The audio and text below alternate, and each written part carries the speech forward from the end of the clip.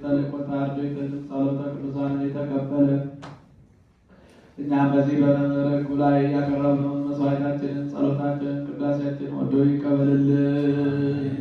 በሰላም ያሳደረን አምላክ በሰላም ያውለን። ሀገራችን ኢትዮጵያ ተዋሕዶ እምነታችን ከመከራ ይጠብቅልን። መከራውን፣ ሞቱን፣ ግጭቱን፣ ረሃቡን፣ ስደቱን፣ ጦርነቱን አሁን ያለውን መከራ አምላካችን እግዚአብሔር በቃ ብሎ ለሕዝባችን እረፍት ሰላምን ይስጥልን።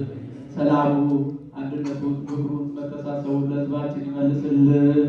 የክፎችን ልቡና ሁሉ ይመልስልን።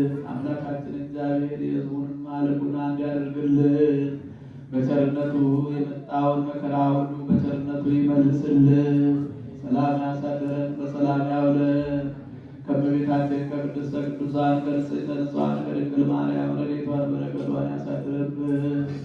ከሊቀ መላኩ ከቅዱስ ሚካኤል ከጻድቁ አባታችን አቡነ አረጋዊ ከቅዱስ ጊዮርጊስ ከቅዱሳን ሰማዕታት ረድኤት በረከት ያሳድርብን። አቡነ ዘበሰማያት